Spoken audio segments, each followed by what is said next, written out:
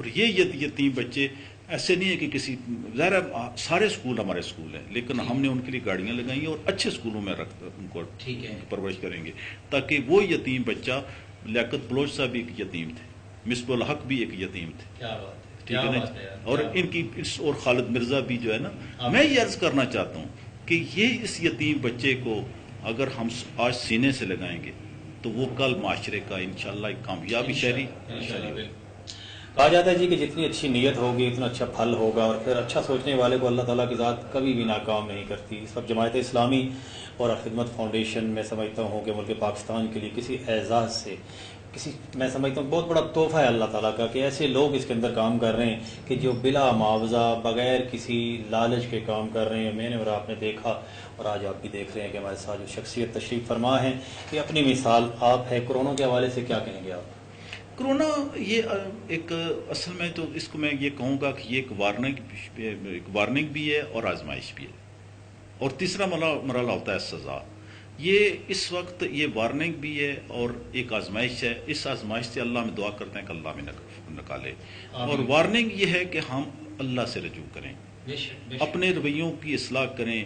ہم جو اس وقت انسان کو کاٹ رہا ہے، انسان کو کھا رہا ہے، میں اسے آج آپ کے پروگرام کے ساتھ سے یہ کہوں گا کہ اللہ کے ساتھ جڑو، اور انسان بڑی خوبصورت بات آپ نے کی کہ انسان کو کاٹ رہا ہے۔ ابھی 4 دن پہلے کی بات ہے، میرے خیال میں 2 دن پہلے کی بات ہے، صادقآباد راولپنڈی کے اندر ایک بیٹے نے اپنی ماں کو مار مار کر لہو لہان کر دیا۔ ناظرین، یہ سوچنے کا مقام ہے۔ اللہ تعالیٰ سے دعا ہے کہ اللہ تعالیٰ ایسی اولاد کو نا کچھ ایسا سبق سکھائے کہ دنیا دیکھے۔ اور ابھی ہمارے اوپر سے یہ وبا گزر رہی ہے، ختم نہیں ہوئی، لیکن پھر بھی ہم نے ہوش کے ناخن نہیں لیے۔ اور سزا اور آزمائش میں تھوڑا سا فرق بتائیں گے آپ کیا ہے؟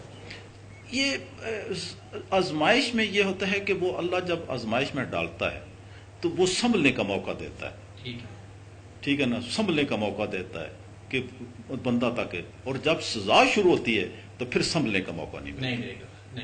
کیا بات ہے، اور اللہ اس میں ہمیں ابھی تک نہ ڈالے۔ اور میں جو کہ سمجھتا ہوں کہ اس میں جب وہ سزا والا سلسلہ شروع ہو جاتا ہے کسی قوم پر تو پھر اس کو سنبھلنے کا موقع نہیں ملتا، اور آزمائش کے اندر تو ہمیں سنبھلنے کا موقع مل رہا ہے نا جی، ہمیں اپنے رویوں کی اصلاح کرنے کا۔ مطلب کہ ابھی بھی ہمارے اندر ایمان کی تھوڑی سی رمق باقی ہے، ظاہر سی بات ہے آزمائش بالکل۔ میں دیکھیں جی، میں یہ عرض کر رہا ہوں کہ جہاں ایک طرف یہ ایک تکلیف ہے، ہم تو درمیان میں ایک پل کا کردار ادا کر رہے ہیں جی، ٹھیک ہے، دوسری طرف وہ لوگ جو خاموشی سے آ کے ہماری مٹھی میں ڈال دیتے ہیں، ہم نے ان کی رسیدیں بھی دینی ہیں، ان کو ریکارڈ بھی مینٹین کرنا ہے، اور پھر اس بندے تک پہنچانا۔ یہ جو لوگ ہیں، تیسری طرف وہ لوگ ہیں جو اللہ کے گھر میں دعائیں، مسجد میں بیٹھے ہیں، گھر میں بیٹھے ہیں، اللہ سے رجوع کی دعائیں کر رہے ہیں، اللہ سے معافی کی دعائیں کر رہے ہیں۔ تو میں یہ سمجھتا ہوں کہ ہم کمزور بہت ضرور ہیں، لیکن اس ساری کمزوری کے باوجود ابھی تک ہمیں سزا کے مرحلے میں داخل نہیں ہوئے۔ وارننگ ہے اور آزمائش ہے، اور آزمائشوں سے ہم نکل کر قومیں نکھر جایا کرتی ہیں۔ بے شک بے شک۔ اور اس آزمائش سے اگر ہم نکل کر ہم قوم بن جائیں، ایک ملت بن جائیں، ٹھیک ہے، اور ہم سمجھ لیں کہ اس وقت ہم جو آپس میں، جو میں پہلے عرض کر دوں کہ ایک ملاوٹ کرنے والا ملاوٹ کرنا چھوڑ دے، جھوٹ بولنے والا جھوٹ چھوڑ دے، دوسروں کو دھوکہ دینے والا دھوکہ دینا چھوڑ دے، ٹھیک ہے نا جی، رشوت لینے والا رشوت لینا چھوڑ دے۔ یار کتنی بڑی کیا بات ہے، بڑی خوبصورت بات کی خالد صاحب نے۔ ناظرین، آپ کو بتاتا چلوں، ایک دوست ملا مجھے، میرے خیال میں کرائے کے مکان میں وہ رہتا ہے اور بمشکل اپنے گھر کا نظام چلاتا ہے، لیکن اس نے ایک داستان سنائی اور میرے آنسو نکل آئے۔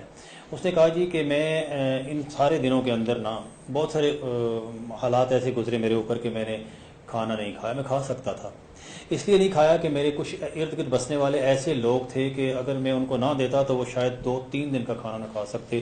میں نے ایک وقت کا چھوڑا، ان کو ایک وقت کا دے دیا، اور پھر وہاں پہ مجھے خیال آیا کہ ایسے لوگ بھی ہیں کہ جو اپنا پیٹ کاٹ کر دوسروں کی خدمت کر رہے ہیں، اور خدمت فاؤنڈیشن کے اندر بھی اس طرح کے لوگوں کی تعداد ان گنت ہے۔ اور اس کے برعکس کچھ لوگ ایسے بھی ہیں، خالد صاحب نے ابھی بات کی کہ کچھ لوگ ایسے ہیں جو کہ جنہوں نے ملاوٹ تیز کر دی اس دوران۔ 10 روپے کی چیز ہم نے 100 کی کیا 500 کی بھی بیچی۔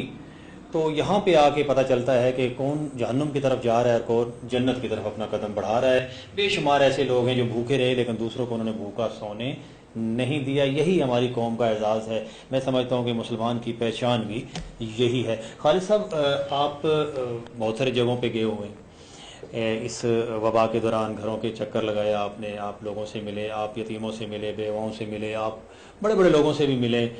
کوئی دو چار باتیں ہمیں بتائیں جو ہمارے دل کو لگیں اور پھر ناظرین ان کو سنیں اور ہوش کے ناخن لے کے راہ راست پر چلے. دیکھیں، ایک طرف تو میں ذرا نام تو نہیں لوں گا، لیکن ایک طرف وہ لوگ تھے کہ جو اس وقت جن کو ایسی جگہوں پر بیٹھے ہوئے تھے اور اندھا دھند وہ دولت کما رہے تھے. ٹھیک ہے. اور پھر جب کرونا آیا تو پھر ہوئے، پھر ان وقت ہم موت جب سامنے دیکھی تو ہم مر جائیں گے.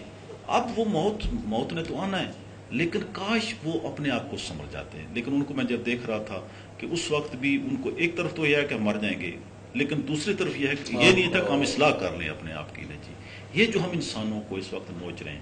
دوسری طرف وہ دیکھ رہے تھے کہ جو بندہ جس کی آپ بات کی کہ ایک عورت جس کو ہم راشن دینے گے تو اس نے کہا کہ میرے گھر میں ابھی کوئی دے گیا ہے، آپ نہ دیں. کیا بات ہے، کیا بات ہے، نہ دیں اور فی الحال جو ہے نا یہ کسی اور کو دے دیں.